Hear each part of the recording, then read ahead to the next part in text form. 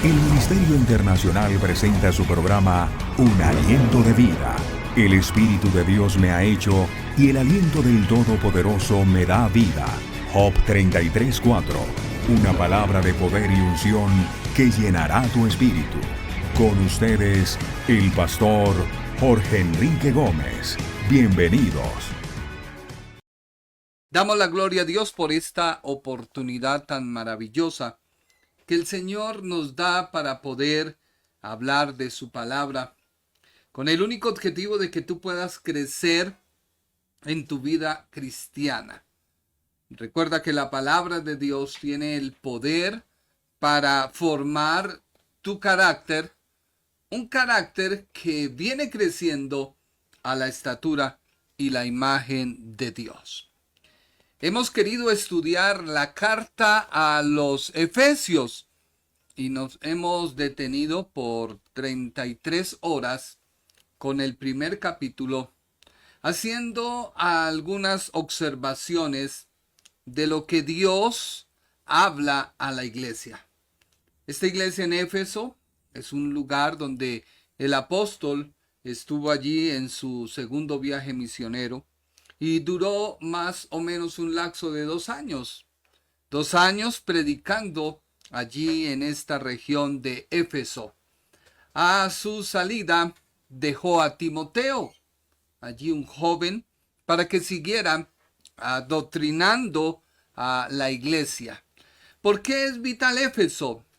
Porque es la única carta que identifica las características de la iglesia.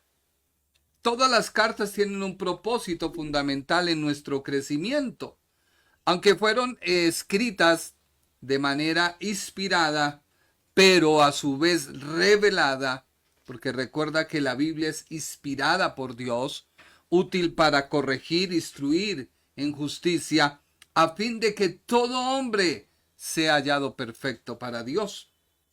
Pero también tiene la revelación que el mismo Señor Jesucristo se aparece al apóstol Pablo y se la da. Entonces, esta carta es el misterio, al igual que Colosenses. Colosenses nos habla del misterio que es Cristo, pues Efesios nos habla del misterio que es la iglesia. Un misterio guardado desde tiempos antiguos, el cual Dios lo manifestó una vez se efectúa el sacrificio de Cristo en la cruz. Era necesario que Él muriera, fuera sepultado, pero también resucitado. 3 etapas que nos muestra la Biblia que sucedieron en la persona de Jesús de Nazaret, el Hijo del Hombre, el Cristo, el Hijo de Dios. Continuamos con el versículo 15. No hemos salido de él. Hoy te hablaré de la fe, la esperanza, el gozo y el llamamiento. Y antes de leerte Efesios, quiero hablarte de que estos versículos que hacen la oración del apóstol nos muestran el perfecto resumen o evidencian las características de una verdadera iglesia. Recuerda que el apóstol comenzó con esta introducción para luego pasar el apóstol a detallar cómo es que la iglesia recibió de Dios salvación. Y eso lo veremos ya en el capítulo número 2. Empezaremos a estudiar detalladamente a qué se refiere la redención, cómo se obtiene la redención. Así que se nos presenta un perfecto resumen de las características de la verdadera iglesia. Pablo, el apóstol, ha escuchado de la fe en Jesucristo de los destinatarios de su carta. Para la escritura de esta carta, ya el apóstol se encontraba en prisión. Ya su arresto estaba en Roma. Se cree que juntamente con Efesios se escribió la carta a los Colosenses, Filipenses y Filemón. Así que él escribe, escucho de la fe. O sea, la predicación debe en ti producir un fruto. Un fruto que se hace mostrar y evidenciar. Tú puedes ir a la iglesia como ratón de biblioteca, llevar tu Biblia y tu agenda de anotas, pero tener en tu casa un propio infierno que es tu hogar. Y todo porque resulta que tú hiciste lo posible, pero tu compañera o compañero, en el caso de la mujer, no ha dado el brazo a torcer ni ha cambiado, porque tú idealizaste un plan y no se ha cumplido y ese plan no se ha llevado a cabo. Por lo tanto, yo ya lo suelto en las manos del Señor, pero no te estás dando cuenta que juntamente con todas esas características que estás asumiendo, estás destruyendo el testimonio de Cristo. Y la Biblia dice que aquel que dañara el testimonio del Señor, mejor le hubiera no haber nacido. ¿Por qué? Porque está dañando el testimonio de Cristo a tus hijos. Y son los hijos como aquel arte que los padres toman y comienzan a cincelar. Comienzan a quitar todo aquello que no es de ellos, así como Cristo trabaja con nosotros. Él nos quita todas aquellas cosas que no son de acuerdo al carácter, a la forma en que el alfarero quiere darle a la obra una terminación. Y estás dañando el testimonio porque tu familia no va a aceptar a un Cristo en el cual no es el centro de tu familia.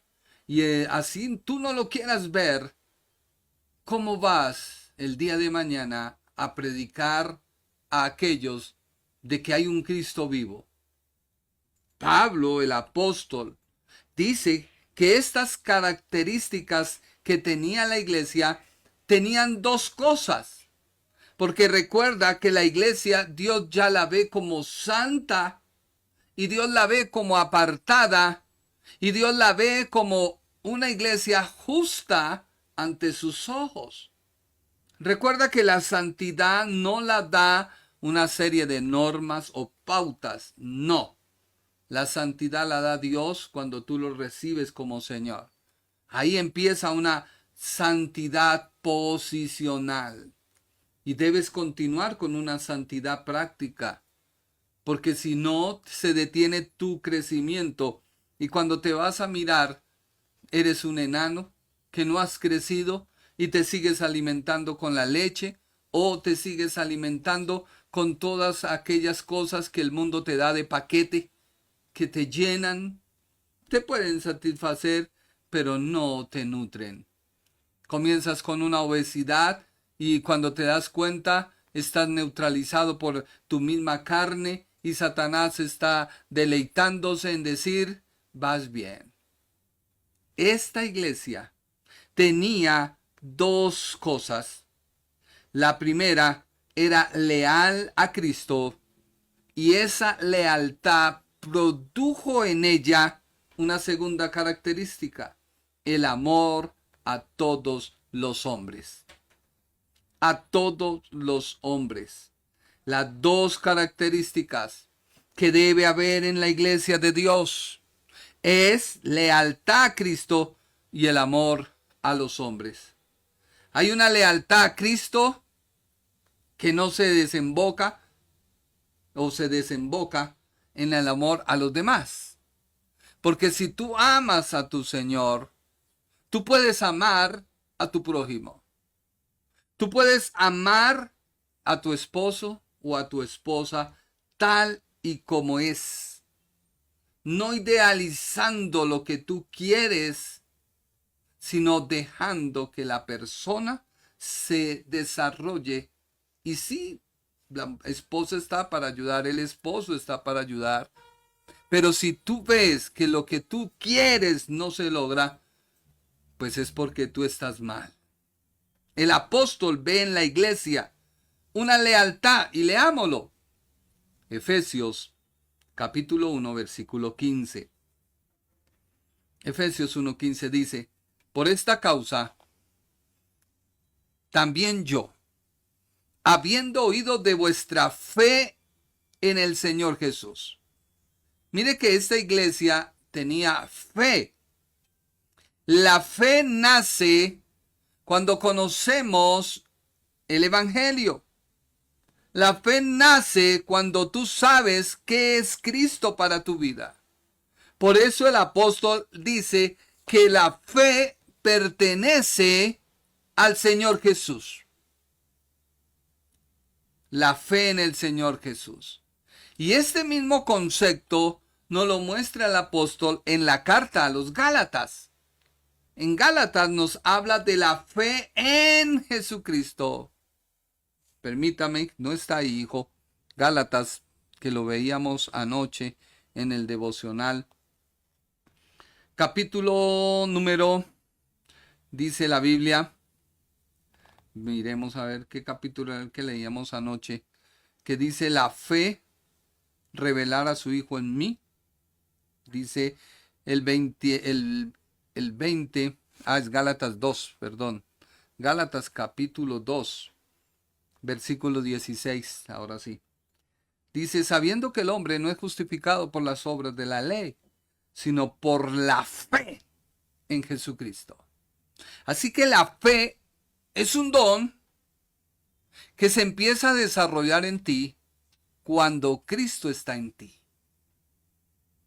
No es que tu fe, mucha gente dice es que mi fe va a lograr. No, eso es tu querer. Pero la fe en Cristo es la que nos mueve y nos lleva a conocer qué es lo que Dios quiere. Muchas personas creen que el evangelio es porque te va bien, el evangelio es porque quizás lograste hacer algo, y esto no es.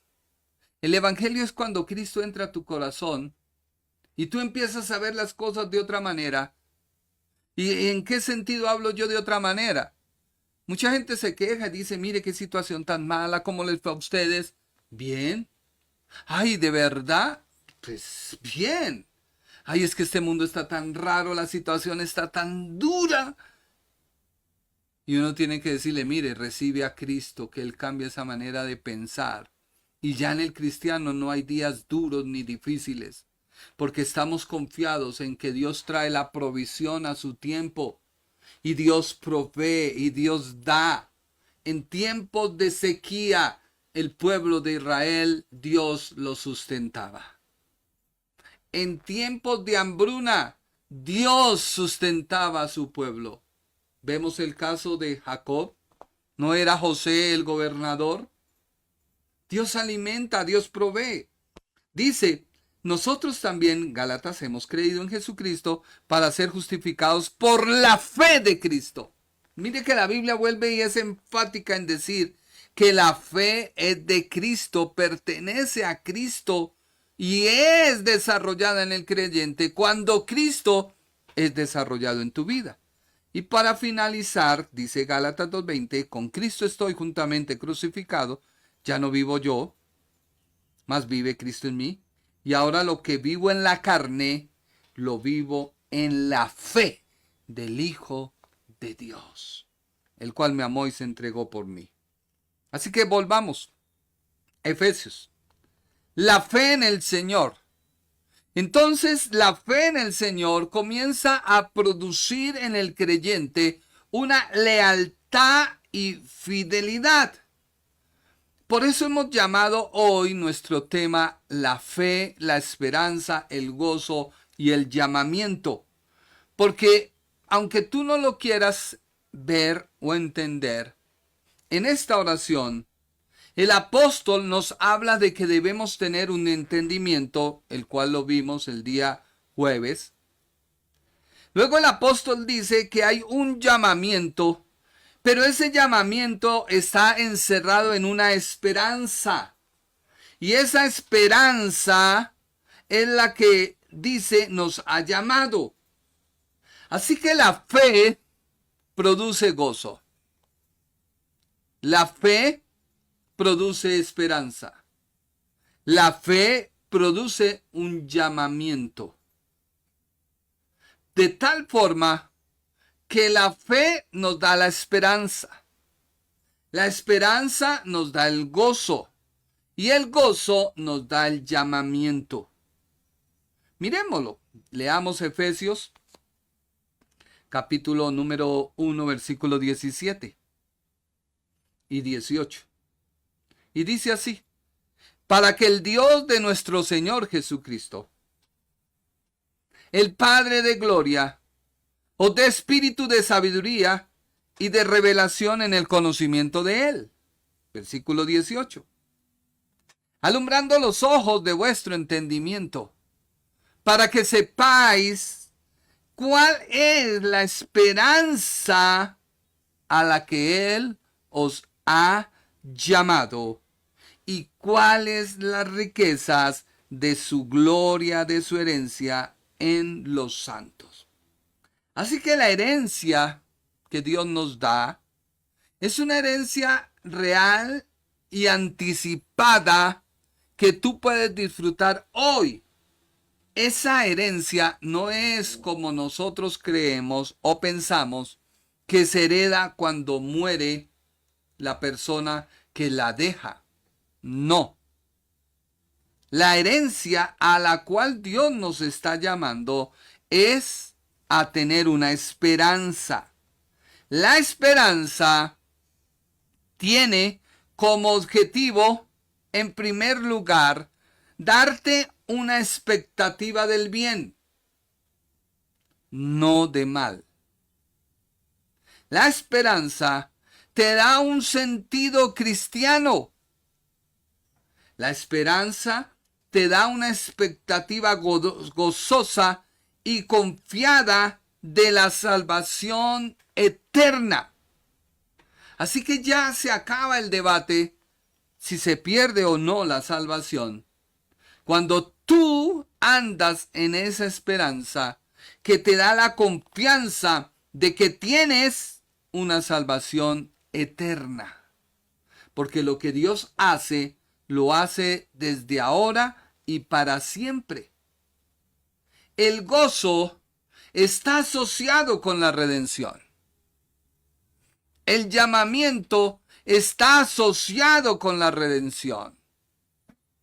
La fe está asociada con la redención, que es la esperanza de la cual nos habla Dios, que se nos da como herencia. O sea, Dios te está dando una herencia anticipada. Dios te está dando una herencia tangible y palpable, no para disfrutar en el cielo, sino para disfrutar en la tierra. Lo que sucede es que el cristiano no ha entendido que su vida va en un proceso y ese proceso puede crecer o decrecer. Ese proceso puede avanzar o quedar estatua, quieto, parado o inmóvil. El creyente, Dios le ha llamado a que tenga un continuo crecimiento.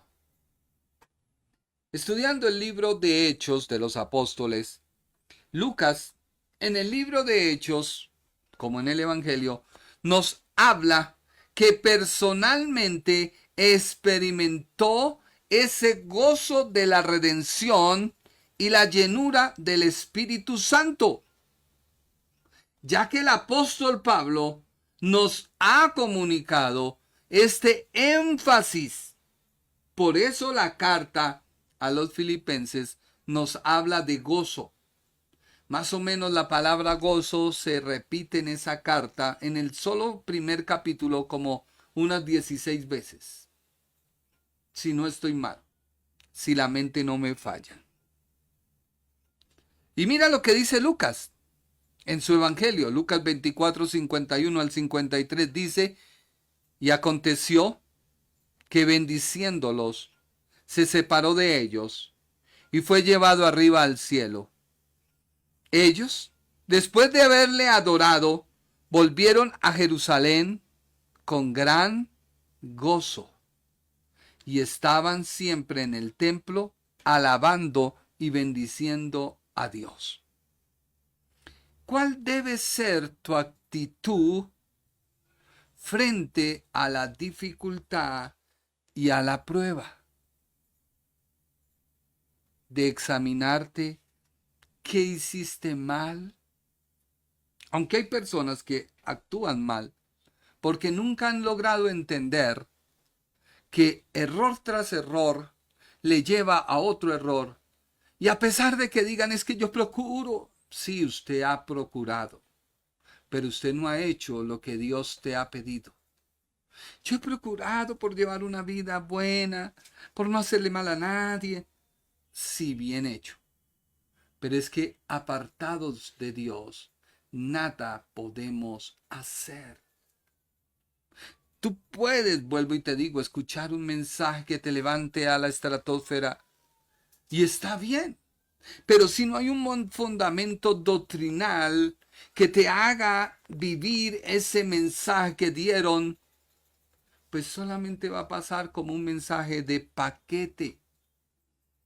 Los discípulos, al ver que su Señor fue arrebatado, no se entristecieron, no se pusieron llenos de congoja. ¿Y ahora qué será de nosotros sin la dirección del Maestro? ¿Y ahora quién nos va a ayudar? No. Ellos dijeron, hay gozo. Nuestro Señor no solamente murió, no solamente fue sepultado, sino ha resucitado. Y ahora su presencia la sentimos dentro de nosotros. Y nos ha dado una promesa. Porque imagínese usted que la nación de Israel, que esperaba al Mesías, y ese Mesías viene, y ese Mesías se hace real a ellos, y ese Mesías, ellos pensaron que una vez muerto, sepultado y resucitado, vendría a destruir al imperio romano que les subyugaba. Y al ver que todo esto no sucedió, Él les dice, espera. Empieza el valle que todavía está terminando. Ya los caminantes que iniciaron el valle hace 2000 años han avanzado de tal forma que están llegando ya a los pies de la montaña. Una vez lleguen a los pies de la montaña, serán arrebatados, porque viene la segunda venida de nuestro Señor Jesucristo. Y esto los estudiosos, teólogos, profetas no lo vieron. Y esto le pasó a la nación de Israel. Israel hablaba la escritura de su primera venida, pero de su segunda venida habla 8 veces. Un versículo de su primera venida, 8 versículos de su segunda venida. E Israel se afianzó en su segunda venida. Y hoy esperan la segunda venida de Cristo, que para ellos, en su mente, es la primera. Así que vanamente se han engrosado. Hoy Dios quiere que tú salgas de ese letargo y entiendas que lo que Dios te ha dado como herencia es para el ahora, en este momento, si tú entiendes la palabra de fe que te estamos predicando. Nosotros no tenemos ningún propósito en predicar. Lo único que queremos es que tú crezcas y seas fortalecido.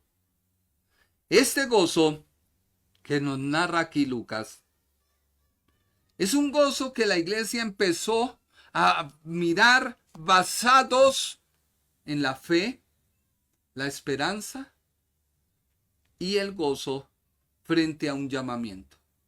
Ellos se sentían dignos de que Dios los hubiera llamado para ser los que anunciarían al mundo el mensaje de salvación.